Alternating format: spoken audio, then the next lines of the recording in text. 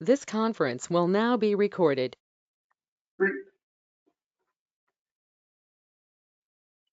Okay, hi everyone. Good morning, good afternoon. For today, we have a couple of announcements and housekeeping around TAP, which we'll get started with right away. And after that, we'll pass on the microphone to Nir Laufer. Nir is with ADVA, and his presentation, well, I'll pass it on to Nir. Nir, if you can introduce yourself and what the presentation will be about. Hi, good morning, good evening. Hope you can hear me well. Yes, we can. First of all, thank you for hosting me in this forum. In today's session, I would like to review with you an approach for centralized GNSS monitoring and assurance, and to discuss the option of using AI and machine learning to identify GNSS related problems. This is amazing. We've been, Neil, we've been getting feedback that this is a topic of interest for our community. So thank you very much for coming today and doing this with us.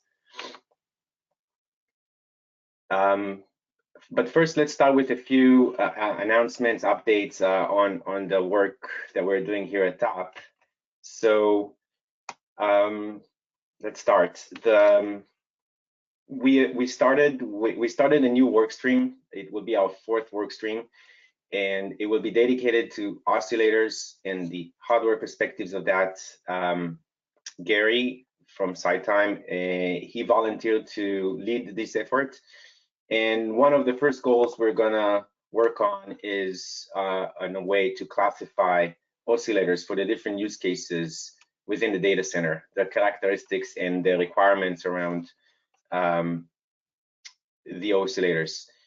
We will be able to present ideas and thoughts and approach probably in the next month session. So we're targeting the next month session, which is going to be the 10th of March.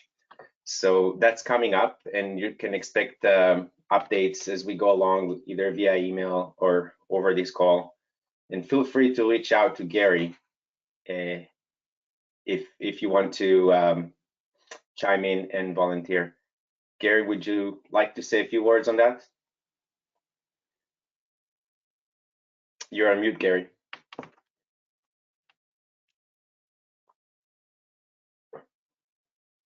Let me unmute you if I can.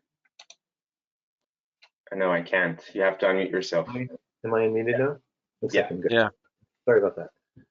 Yeah, I think you gave a pretty good overview. We're going to establish in the beginning what are the issues people are facing with implementing synchronization in data centers.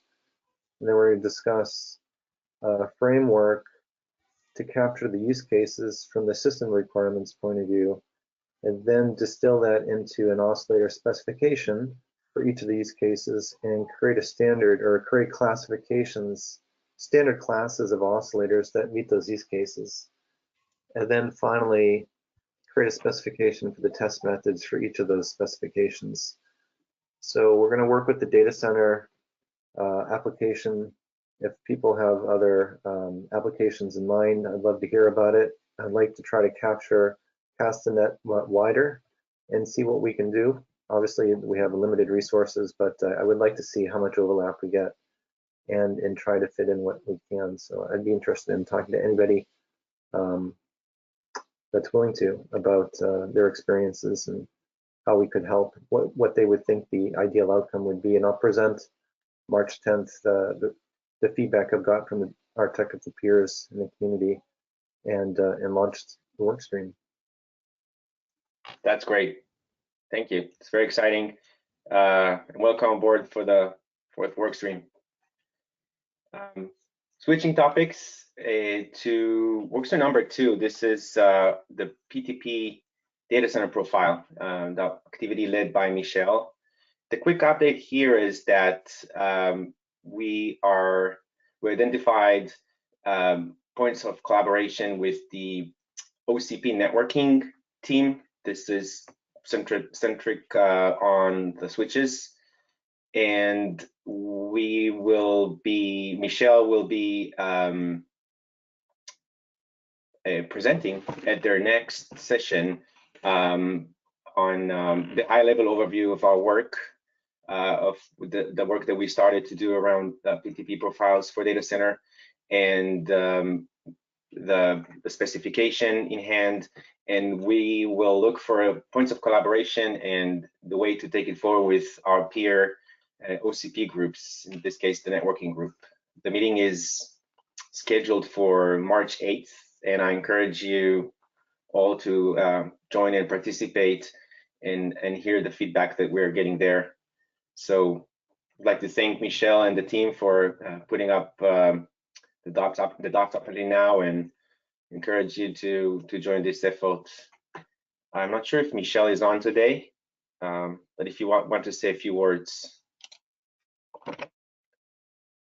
I think Michelle is not on today. He's absent.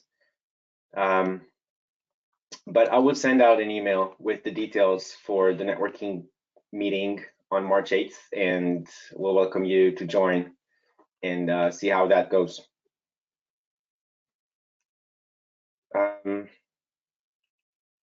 That's the bottom of the list on the updates on the work streams. And if there are no further questions, I don't see any. I have a comment. Can we invite the chair of 1588 to present the upcoming work in this group on security? If there is interest, I can do the invitation, and Ahmed can take it from there. Can do the introduction if you are interested. That sounds like a good idea. Hisham, let me reach out to you offline, and we can talk a little bit more about the goals and the focus they want to apply. Does that sound good? Sounds great. Thank you. Great, Hisham. It's a good idea. And thanks for the active contributions, sending out the links and the publications you're following. Good job. You're very welcome. Okay, let's see if there's. Guess not. So Neil Laufer from ADVA will now take the lead over the call, and maybe a quick introduction, Neil, on what does ADVA do, and what just a caption, and then we're all yours. Okay, thank you. I hope you can see my slides now. So far not. Yep, it's on. Okay.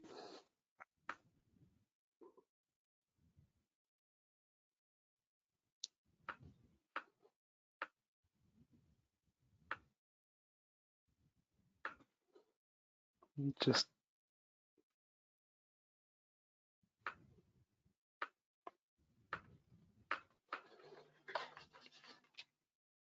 okay. On the bottom right, there's a screen.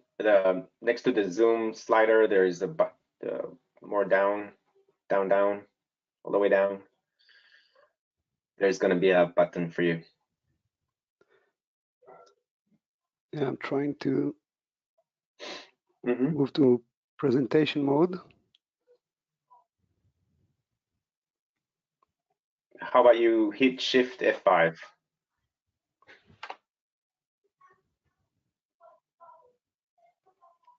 Did that work? Yeah, can you see that now? Perfect. Okay, so my name is Neil Laufer, and I'm from ADVA Oscilloquartz, and I'm heading the product line management within Oscilloquartz. And in Oscilloquartz, we are focusing on synchronization in general, mainly manufacturing PTP grandmasters and boundary clocks for different type of applications. And happy to attend this forum and to discuss the approach we are building and finalizing, which is a centralized GNSS monitoring and assurance. With main objective is to mitigate jamming and spoofing by utilizing artificial intelligence and machine learning. Starting from the GNSS, the GNSS is an amazing technology, and it has been used for many years. However, it's not always available. We sometimes take GNSS or GPS for granted, but the fact is that there are a lot of occurrences where GPS is not available. One or the latest example was end of last year in December 14, the Galileo, the European GNSS constellation, suffered from 6 hours of outage due to operational problems in the constellation itself. And this is just the latest example. If you are looking at the different GNSS vulnerabilities, there is a famous pentagon showing the different vulnerabilities, starting from GPS segment errors, similar to the ones that I just mentioned. There were others from GPS where they had 12 hours of problems in the constellation and a full week of outage in the Galileo 2 years ago. These are just 2 examples. The other one is adjusting band transmitters. There are cases where there are transmitters located next to the antenna transmitting in a very adjusting bands, and that create interferences to the GPS antenna and receivers. And going to the more problematic events such as jamming, where people are intentionally or unintentionally jamming the GPS signal, which is extremely weak. You can see here on the bottom, if you will Google GPS jammer, you will see a list of companies that are offering these jammers where you can buy them offline. The simplest one costs just a few tens of dollars, and there are more complicated ones that can jam all constellations in all frequencies. And these are jammers that cost a few hundreds of dollars. So it's quite easy to get one and buy one, and it is used by criminals to jam GPS. We are not encouraging that. You are not encouraging that, but you know that in the US you're allowed to buy it, but you are not allowed to use it. Not sure what's the logic, but you're allowed to hold one as long as you're not turning it on. And obviously there are other factors such as environmental. There are cases where GPS antenna itself is damaged by lightning, for example, and would not operate. So all these vulnerabilities are known, and the question is, how can we try to mitigate them? What would be our backup, knowing that we are counting on GNSS for our applications, and our dependency on having an accurate time is increasing, while the possible vulnerabilities increase as well. So looking at the different type of vulnerabilities that I mentioned earlier, we can see that each of these vulnerabilities can affect a network using GNSS receivers in a different way. For example, if it's a segment error, most likely this would be a global problem or at least a regional problem.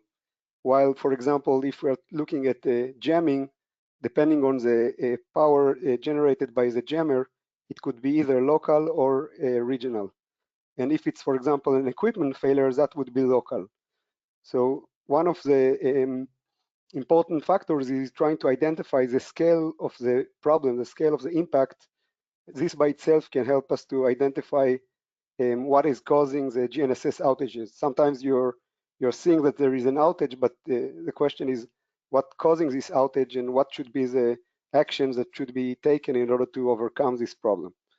So again, looking at the problem and understanding the scope of the problem is the first step to understand what we're trying to deal with.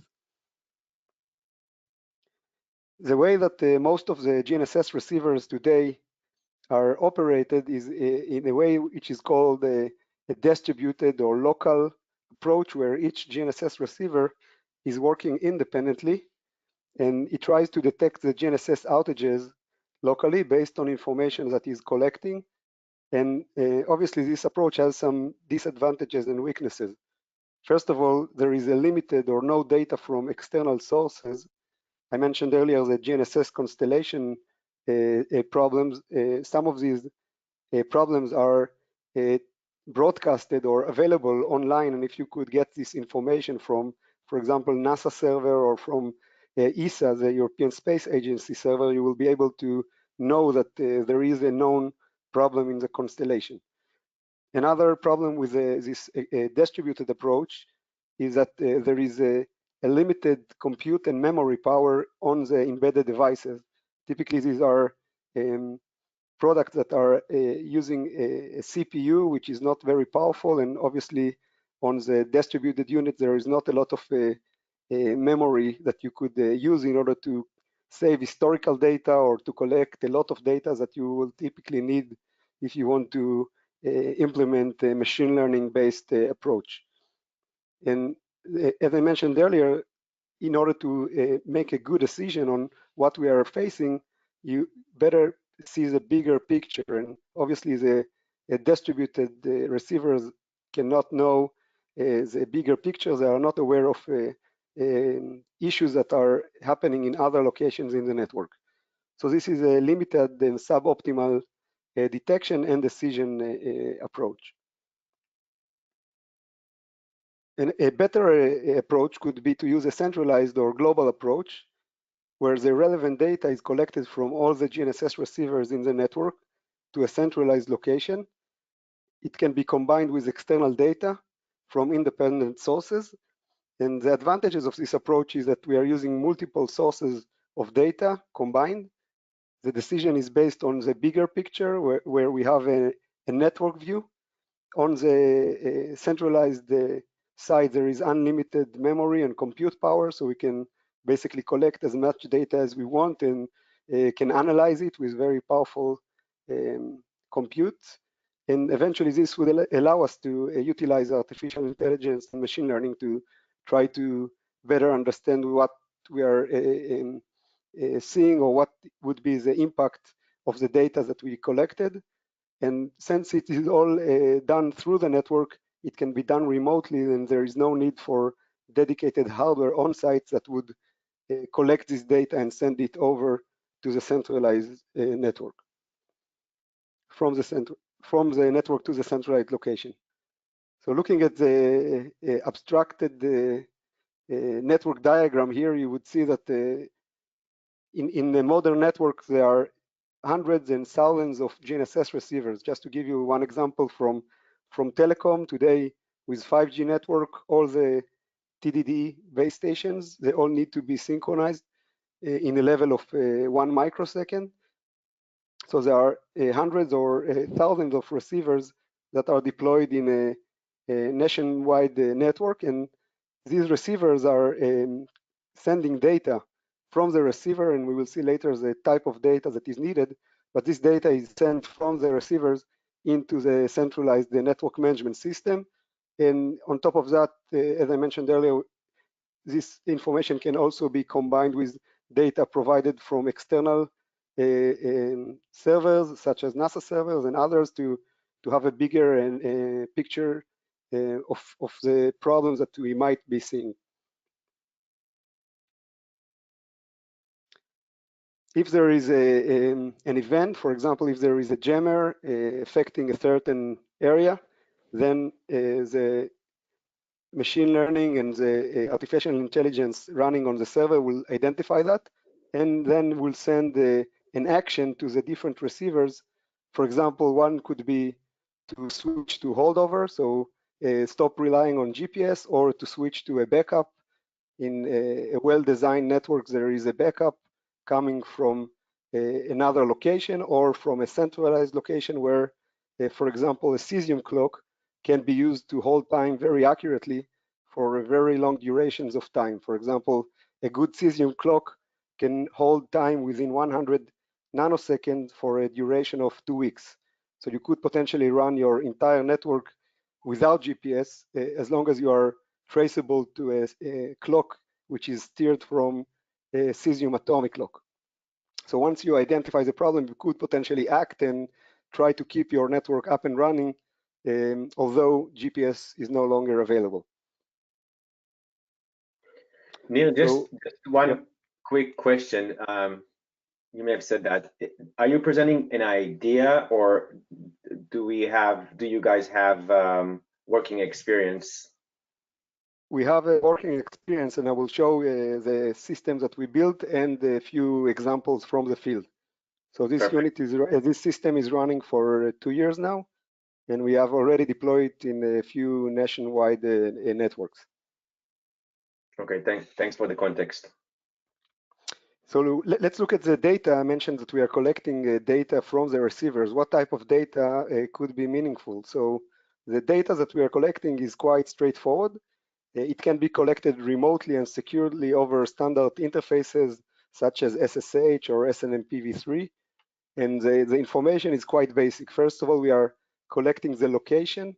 Obviously, it's a GNSS receiver, so it is capable of reporting the location, the latitude, longitude, and altitude, so we can later on position each of these receivers on a geomap. And the next data that we are collecting is the satellite-related data, such as the table shown here. This table shows, for example, the satellite number, whether it's in use by the receiver at a given time, the constellation that is used, and the most important information is the health indication and the location of the satellite in the sky, the azimuth and the elevation of the given satellite. Another additional information which is not mandatory could be active gain control. It's a parameter that could be delivered from the receiver showing the gain control of the RF stage. This information is typically provided by any timing receiver, so it's not very sophisticated or advanced information. This is data that you could collect from any timing receiver. The format might be slightly different in each receiver, but the information eventually is available. And as long as this data can be collected, then it can be analyzed, as I will show later, and can be used to give some meaningful insight to the problems that we are facing. So the first thing that we are able to do before even trying to understand a problem in a given site or in a given area is the scope of the problem. As I mentioned earlier, by looking at the number of affected receivers and where they are located geographically, we are able to identify what we are dealing with. So once we get the location from the receiver, we can place all these receivers on a geomap, and we can check the status of the receiver and show that with indications on the map. We can also show the number of affected receivers. You can see here on the right the number of receivers who are which are healthy, the ones who are degraded, and the ones that are failed. And this information then can be plotted over time, so you could see trends in the network. For example, in this graph, you can see the number of healthy and unhealthy receivers in the network over time. And obviously, if there is a pattern or a period of events that happening throughout the entire network, we are able to identify it looking at these graphs. Or if we want to find the exact time where all the network failed, I gave the example earlier on 14th of December, then this is a graph where we can see how many receivers were affected by this problem at a given time. So that's, again, without yet drilling into a given specific receiver. The next thing that we are doing is to create a carrier-to-noise spectrogram. I mentioned earlier the data that is provided from the receiver. The receiver for any given time provides the carrier-to-noise, that's a signal-to-noise ratio of each of the satellites received by the receiver. And these carrier-to-noise values are typically in the range of 0 to around 50. And this information can tell us how good or bad a receiver is capable of seeing or receiving signal from a certain direction. And if we are taking this information and we are putting it on a graph, overlaying the information over time, this could give us a very useful information, as we will see in a minute. So just to illustrate what exactly these histograms carrier to noise histograms can provide. Let's take a simplified example. Let's assume that we have a GPS receiver, and when we install the receiver, he was able to receive a high carrier to noise from all directions. You can see that here on the left, and the indications from the receiver were that it's in healthy condition. Now, over time, there could be a building being constructed nearby, and at some point we will start seeing some degraded carrier to noise coming from a certain direction, and eventually, as the building is completely blocking the reception signals or satellites from a given direction, this would be shown on this heat map. Let's look at a real example shown here. This is taken from real installation of GPS antenna. On the left, you can see a site where GPS antenna is installed next to a high-rising tower. And it's a little bit hard to see on the left, but on the 3D image on the right, you can see that there is an area in this heat map where the values are red, meaning that the carrier to noise is very low. And this is like a shadow of the tower on the antenna. And obviously from this direction, from the direction of the tower, the receiver will not be able to get a good signal. Another example is, again, a real example where one of our customers installed a GPS antenna next to a wall. And again, you can see here how half of the sky or the heat map is red, indicating that the receiver is not able to get sufficient data or sufficient quality of the signal from this direction.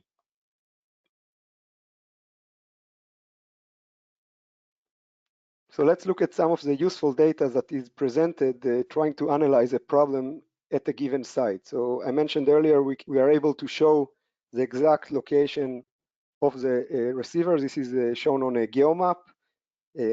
This could help to identify, for example, if the antenna is located near a very tall building or whether there is a construction on site. And on the right, we can plot the number of in-use and in-view satellites. The receiver is not using all the satellites in view, is typically setting criteria for using the satellites. For example, a receiver would select satellites that are coming from high elevation with a good SNR, good carrier to noise ratio, and the ones that are below these thresholds would not be used. So it is useful to see how many satellites are in view and how many are actually in use. And this is the values that you can see here on the right. And as you can see, there for every site, there is a special pattern that is identifying the site. And it depends on the location of the site globally and which GNSS constellations are used with this specific receiver. Another useful information is a heat map that I mentioned earlier. This is what you can see here on the right, this colorful display where each dot here is an observation of a satellite with the corresponding carrier to noise ratio. And again, this is kept over time, and then you can see the direction where there are interferences. Eventually, I mentioned that the receiver select eventually for every satellite observed whether he wants to use it or not. So there is a more simplified heat map, and that's the usage heat map, which is either red or green. Green means that the receiver obviously used this satellite, and red means that the receiver chose eventually not to use a satellite because of the information that I mentioned earlier. For example, if the satellite is from low elevation, he will not use the satellite. Another useful diagram is the carrier to noise histogram. And we want to see what is the distribution of this histogram.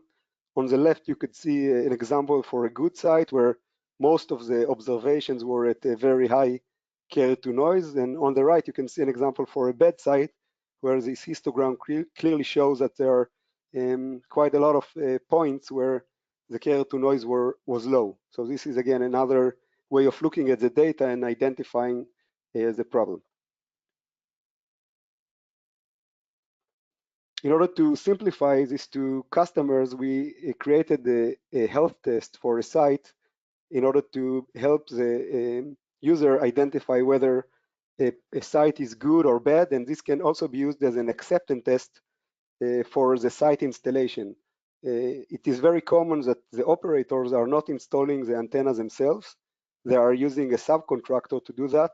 In some cases, the subcontractors are not well trained to install the GPS antenna, and they might do a mistake during the installation, for example, putting it next to a wall.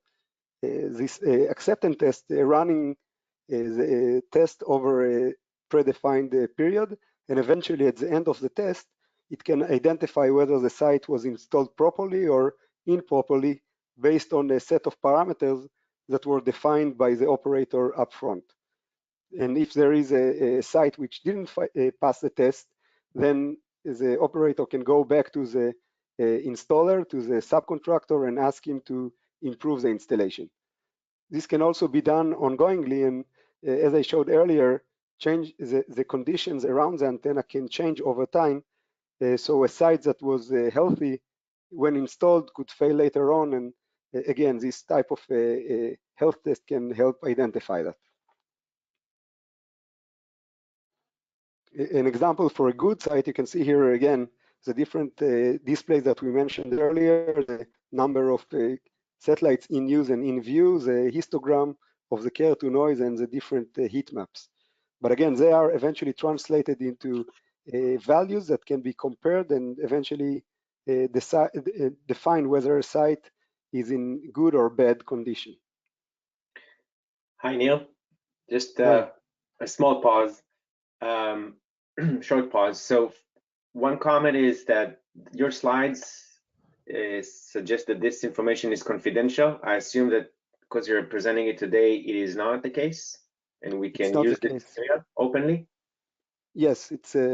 I shared already most of this information in WSTS, in ITSF, so this is not confidential. I didn't have the time to change the footer.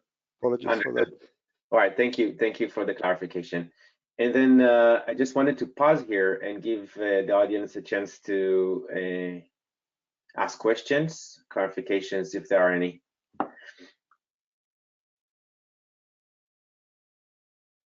One question. Yes, please go ahead. The pattern that we get from the receiver, basically, how stationary is this? Is it like something that we get always as a footprint, or it changes over time, or what was your observation? Like, I see you have graphs in time, but in general, is it like stationary? Is it periodic? What is it like? It's periodic, and it's quite unique to a site. It could change slightly over time. For example, if a certain constellation, for example, Galileo, launches another satellite, right? Then all of a sudden you will now see one more satellite versus what you used to see before this constellation launched the satellite. But in general, these patterns are quite periodic and are like a footprint that you could use to try to eventually find problems later. I will get to that later. Very nice. And like, let's say a follow-up question, which can like basically about Starlink, as we have, let's say, more satellites out there. I mean, of course, it's like in a different band or something, but there should be some effects. Like, anything you guys are like seeing as like basically this development is ongoing? Are you referring to the low orbit satellites? Yeah. Yeah.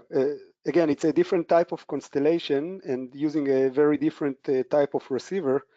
I would assume that a similar approach can be taken for low orbit satellites, but the carrier to noise of these satellites is obviously much stronger than GPS, since they are low orbit. But again, trying to identify problems with the installation, the reception, I would assume it should be very similar.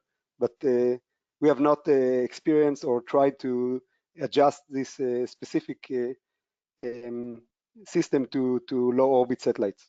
No, what I meant is like, do you see any interference or anything? Because I mean, in like satellites, like I mean, the signal that you have like for the GNSS is much weaker. I would say, like when you want to, let's say, transmit like the two-way communication, let's say with LEO, and then there should be some interference perhaps, although like different frequencies, you have harmonics, you have a lot of things. Like anything you are seeing like lately is changing again as the constellation is just developing?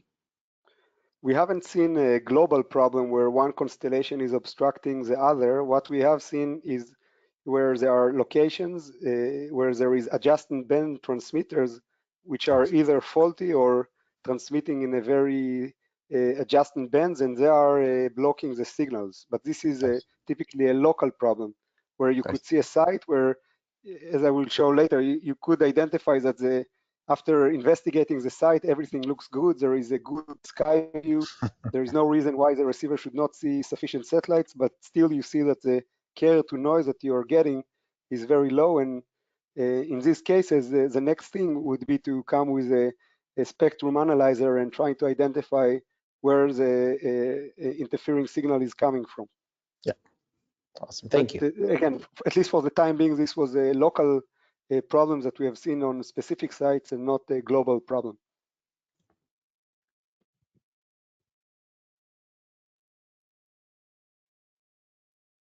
Okay, so going back to the information that is available, one thing that we can do from a centralized location is also to try to compare data either between sites. For example, if we have two sites 3 kilometers or 3 miles from one another, we know that they're supposed to see very similar patterns of satellites, and we can compare the observed data between them. And obviously this could give us some hint to what could be the problem, if it's just a local problem to a given site or a problem that you would see on both sides, and then you know it's either, for example, spoofing or a problem in the constellation. Another useful information is to compare the data from a given site in a different time frame. So you could see the behavior of the site over time. It could be good at the beginning, and then over time the performance could be degraded, and you can go back in time and see what was the performance a week ago and what are the performance now, and include from that what could be the problem. Okay, I'll skip some of the slides just to show you some data from real sites where we investigated the sites and tried to use this tool to help identify the problems. You can see here one example where GPS antenna was installed very close to a roof. First of all, it's not recommended to install the antenna on the roof level because there could be a reflected signal coming from the roof, creating multipath to the antenna. And as you can see, it's also located very close to a wall. And again, this is something that we ask the installer to check after we looked at this data that was collected remotely. And looking remotely, we could see that for example, the usage heat map was completely or almost completely red, meaning that the satellite chose not to use the receiver chose not to use the satellites from almost all directions. So when you're looking at this data remotely, you understand that there are most likely some local problems on site. Again, looking at other sites that was not far away from there, we could see that the other sites were healthy while this site experienced these problems. And the next step was to ask to get a technician going on site, take some pictures and send it back for analysis. Another example is where we got a site that generated these GNSS loss alarms, and we looked at the data that I will show you in a minute, and we could see that there are obstructions. But when we went back in history or looked 3 months into the data, the historical data, we could see that this site was healthy. And when we analyzed it, we understood that it seems like in this site there were obstructions that were building over time.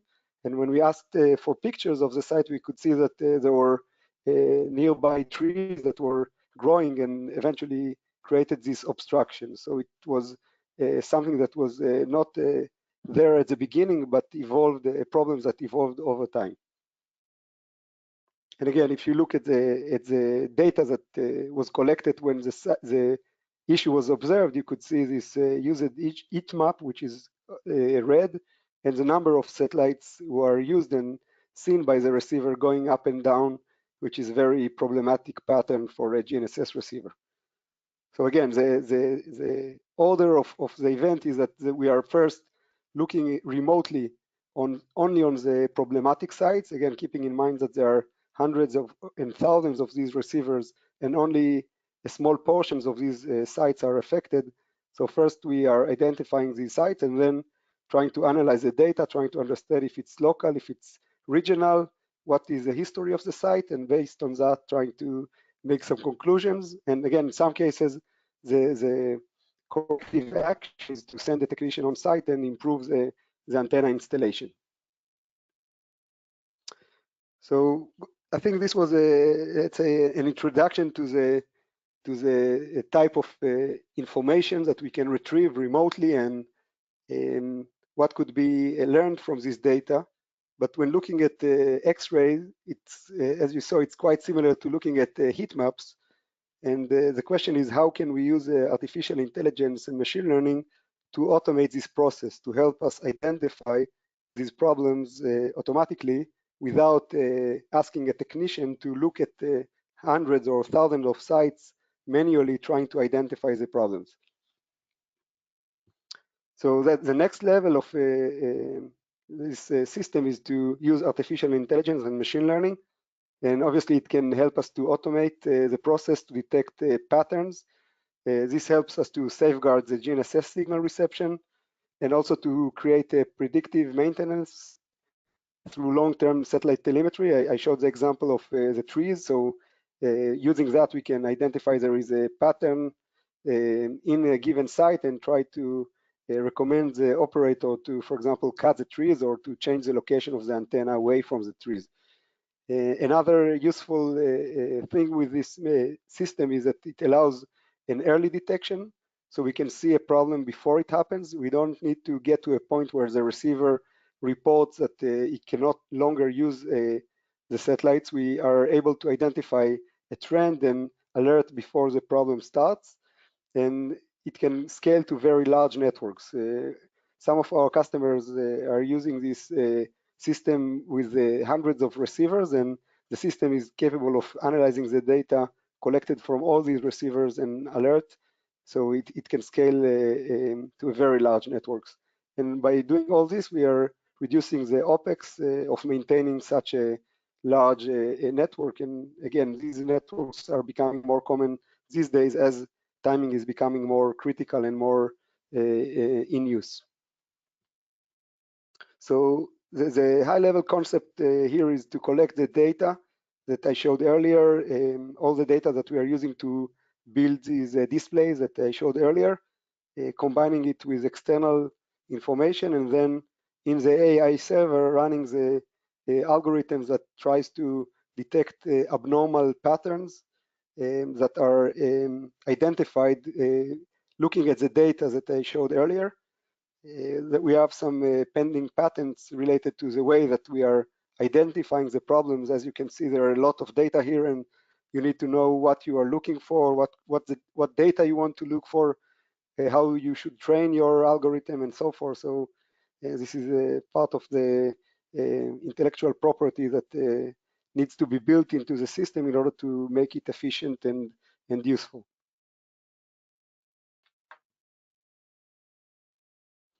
So basically, on the background, what the system goes is going through the sites. On each site, it's collecting the data.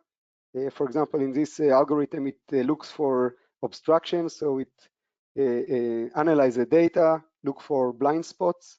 And if a blind spot is detected, it will generate an alarm saying that this site is potentially affected. And then it will go to the next site automatically again, look for the indication. This one looks like a healthy site. And then it will go to the next site. This one, for example, is the antenna is installed near a wall. It will identify the blind spots and again will create an alert.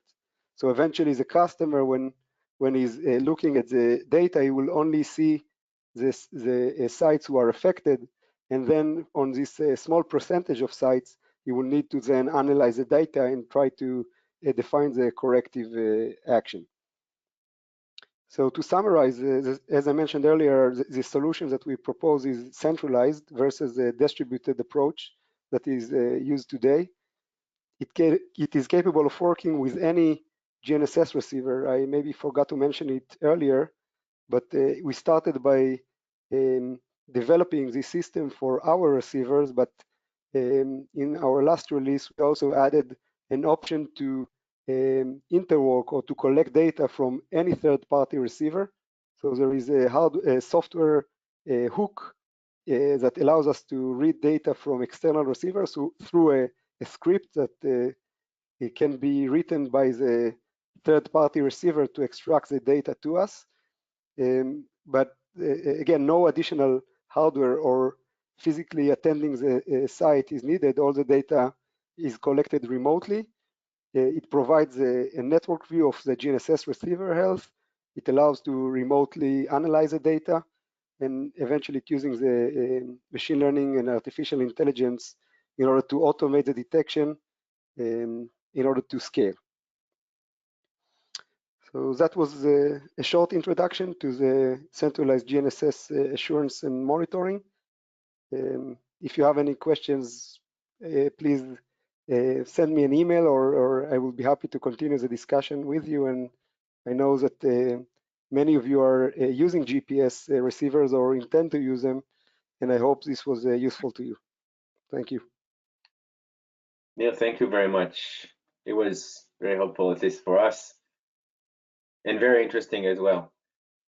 We'd like to open the floor now for feedback requests. I have a question, Elad.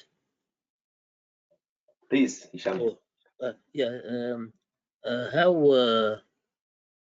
you can use neural networks to correct any error in the location of something like a vehicle. In autonomous vehicles, you have to have an accurate, very accurate position of the vehicle, and you rely on GNSS for this. So there might be some errors. So how you can use machine learning to correct any error in location estimation, and how you can get the data, or from where you get the data to train the neural network model. So I would start by saying that in timing application, most of the timing applications that we are dealing with are stationary. So the GNSS receiver is not moving, right? If it's a data center or a base station, the GNSS receiver is stationary, the location is known. So there is a less complexity to learn the patterns on site, as I shown earlier. So the machine learning collects the data from the site when it was healthy, and then able to identify anomaly based on the data collected so far. And again, the information is collected from the network from hundreds of receivers, and this database is used in order to train the AI algorithm. Again, it's less. I agree, it's less complex than trying to do the same for a mobile application where you have much more unknowns, and this would be more challenging. Do you plan to also do that for mobile application, to do neural networks error estimation for mobile applications, or you will only stick with the case where the receivers are stationary? For the time being, our main use case is timing, and most of the timing applications are stationary. So at this point, it's mainly designed for stationary applications. And the data that you use for training neural networks, this is anybody can use it, or it is only for you? No, it's collected from the network itself. So it's okay. Collected. There is a priori model which is used, but optimizing the model is done ongoingly based on the data collected from the network. Thank you. You're welcome. One question about like when you go, like I make some vendors, they present this two different operation modes for the GNSS, especially when we're talking about like stationary, where you go in survey mode, and I'm assuming in survey mode you're just trying to nail down basically the XYZ, the geographical XYZ, and then you go in this time mode. Is there something you can add to it? Like to me, it looks more like a black box. You're right that almost all the timing receiver are working in this mode. There is a certain period at the very beginning where the receiver is in a survey in mode where it tries to identify the location, and after a given time when the survey is over, it will move to overdetermined mode, no longer trying to calculate the location and just recover time. This also allows the receiver to use less satellites. In order to recover location and time, you need at least 4 satellites, in most cases even 5 satellites. Once you are moving to a timing mode, theoretically 1 satellite would be sufficient. But what exactly is the question related to the question is like, is it more to reduce the number of satellites, or you can actually increase the temporal resolution? It's mainly to use less satellites. It could potentially also help the receiver, but again, this is inside the chipset of the receiver. It could potentially help the receiver also calculate time more accurately because it has less unknowns, right? If it sees more satellites and it knows the location, then it can, for example, average the location identified by each satellite and obviously get a better result. But this is not in the scope of this monitoring system. This monitoring system is mainly after the receiver is already in the operational state where we already identified its location. Typically, this survey in period lasts between few hours to 24 hours. Yeah. And after, at the end of this period, it will move to the timing mode where the location is fixed. Yeah. So, and then another thing, like with respect to basically looking for anomalies or like, let's say, problems with the GNSS, how practical is it? Like basically you look into the corrections that you're applying from the GNSS to your high stable, let's say, oscillator. Like it can be just like the rubidium clock or something you have, like not necessarily like a cesium clock. And I mean, there is an ongoing correction always, and you always look for the ongoing correction at, I mean, again, there will be like a reference problem, like, okay, who is now making a mistake? Is that the clock or is it GNSS? But let's say, is there also systems where, let's say, you use some redundancy, and if you see like, okay, you're going off with respect to both oscillators with something big, but similar to both. So that means like you're off, you know, like a triple, like basically you look for a voting. Is there such thing also implied? Like, because that will make things a little bit easier, but make more intuitive and more reliable. Yeah, it's another topic which is a subject of another presentation, and it's called the sync monitoring and assurance. What we've done, at least in our product, is to be able to compute or calculate the difference between different references. I mentioned earlier that in most of the networks there is a backup. So while GPS is available, we are able to compare the time recovered from GPS versus time recovered from the backup source. That could be another receiver located elsewhere, but distributing time through the network. And this information can be also collected centrally and displayed and analyzed. This is again another type of capability that is included in the network management system. But the main topic today was the GNSS antenna itself, right? If you have a problem in the antenna, then you want to understand what's the problem. Obviously, if you will compare the time that this receiver would compute from a faulty antenna, for example, you will see that it's, for example, drifting or have a very wide variations, but try to identify why on what on the RF causing this. That's what this tool tries to achieve. Thank you.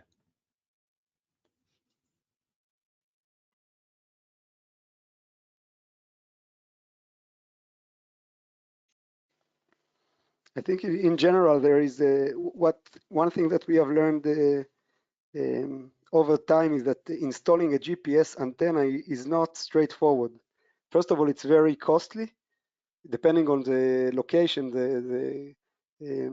In some countries, it could cost a few hundreds or sometimes even thousands of dollars to install an antenna, depending on how long you need to stretch the cable, and also to make sure that it is installed properly. As I showed today, there is a certain guidelines and know-how that needs to be known to the installer, and part of the solution that we are building is to help a customer, first of all, simplify the antenna installation. There are other techniques that we are building to simplify the installation of an antenna, and on the other hand, also to identify problems once an antenna is installed, trying to identify the problems that would eventually cause a service impact.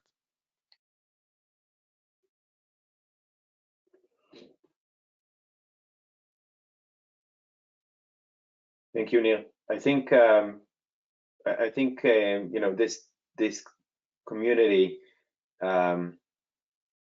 interacts with projects that mandate GNSS antennas, and this has been very helpful and a good overview for the community. So I appreciate it today.